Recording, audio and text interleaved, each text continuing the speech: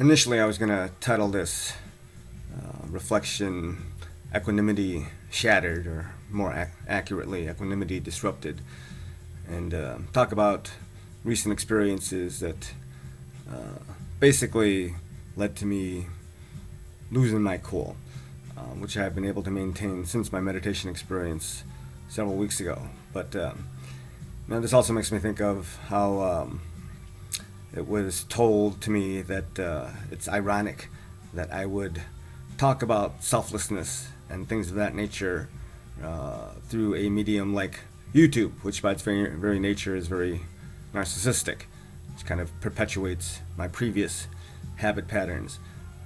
But again, the way I justify it is this isn't really about me. I mean, if anything, I'd want to share my experiences so other people could learn from them. As I don't know, presumptuous as that might sound, that is really my goal, for people to be happy. And even though I am far from perfect, the mistakes I've made, I've learned from, and I hope that others might learn from as well. So I'm going to focus instead of on my personal experiences that led to the disruption of my equanimity, on a kind of more general topic. It's still personal because really that's what I know, and like I said, hopefully other people can learn from it. But on this idea of mind-body dualism, that is a big topic in philosophy and also relevant to certain experiences related to meditation, where what one is trying to do really is to, you might say in a kind of almost cheesy way, get in touch with your body, but make your body more mindful. And by putting it that way, it sounds like the mind and body are actually separate, which they are, and at the same time they aren't. It's difficult to fully explain, but to me, what the mind is something that is not reducible to something material, but at the same time is so intertwined with what is material that they can't be separated. It's this flow of electrical impulses, if you want to kind of take it in a biologically reductionist way, that comes from the body. And so if the body is affected, obviously this flow will be as well. More specifically, a few days ago, several days ago, I was at the grocery store and someone was giving out samples of quiche, and she was talking about how this quiche was made with an egg substitute, and so I kind of assumed without asking that it didn't have any animal products. And I took a bite and I immediately knew something was wrong. And then after I swallowed, I said, "It doesn't have any meat?" And she says, "Oh, it has turkey sausage in it." And my face just dropped. At the same time, I try to let it go. I didn't blame her. I blame myself more for not. And I didn't want to be attached to this idea of, I have to maintain purity at all costs. It's important to me, but not to the extent that I would, lead to more misery by holding on to it. But after that, for the next day or two, I felt sick, like literally, like flu-like symptoms. And I also thought through meditation I was able to kind of limit that damage. But it made me think, well, is this all in my head? Just one bite of turkey sausage gonna affect me that dramatically? But then at the same time I thought, well, really it's all in my head.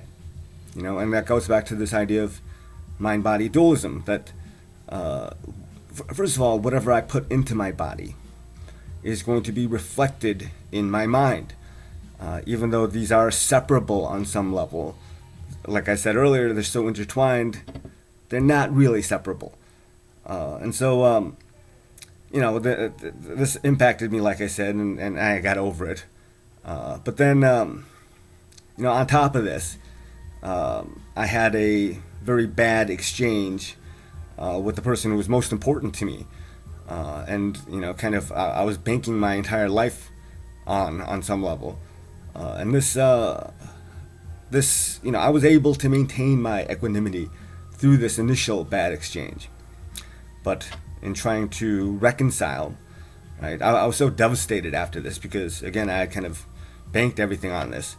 That night, staying in a friend's place, friend who, without whom I don't know what I would have done. So I'm very grateful for that friendship.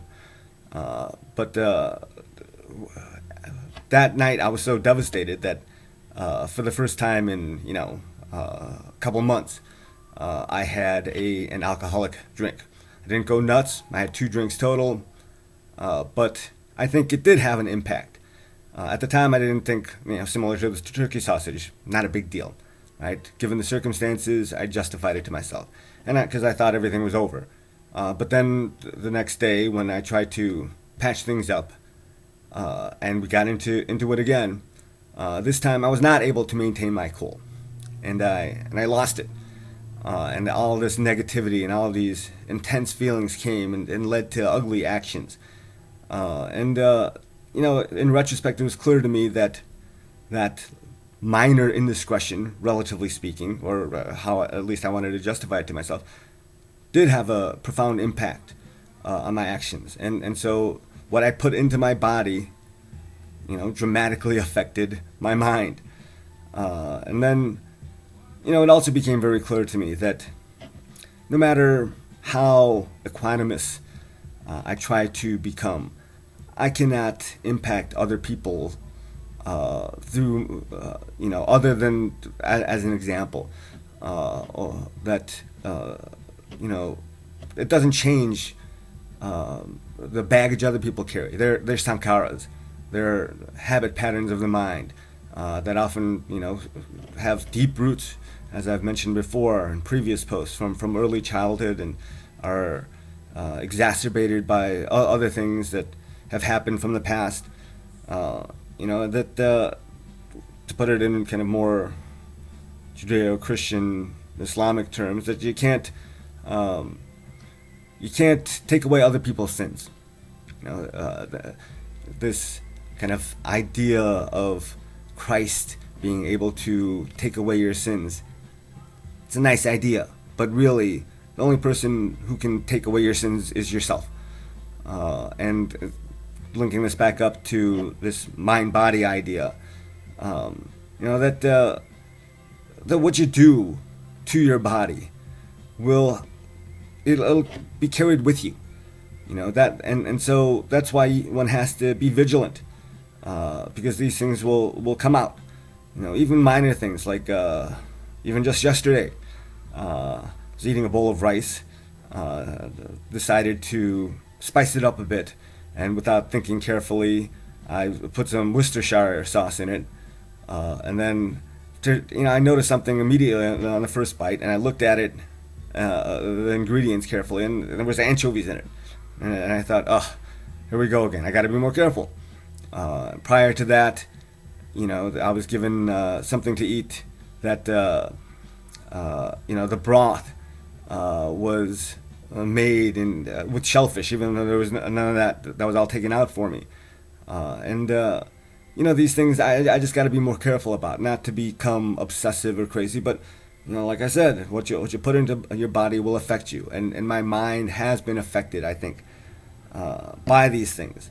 And then it has an impact on how I react, and it disrupts, my peace, and that disruption, is very critical when dealing with very intense situations with other people, because again, I can't control other people's, reactions, the stuff they carry along with them. It's their stuff. I can't, no matter what, take that away. And it's difficult to make your way in the world. I mean, this is why people run off to some type of secluded area to really get deep into into the Dhamma, the truth. Because with all of these distractions, with all of these, challenges to equanimity, it becomes very difficult. But that's the world I live in, the world most of us live in. And so the very least I can do is be careful, to be mindful all the time, and And this takes constant practice. Yeah, and when you mess up, you can't hold on to that either. Not to justify it, learn from it, move forward. And always keep in mind that other people have their own things going on, and there's only so much you can do. And once that exposure to other people starts affecting your own balance, then it's time to kind of remove yourself from that situation, as heartrending as that might be. Until hopefully, if these people are still important to you, they're able to reach a place where you can interact without ugliness developing. Because ultimately, I'm far from a saint, and you need to be in an environment where one can work on becoming a better person without these types of disruptions. Okay, I think that's it. Thanks. Bye.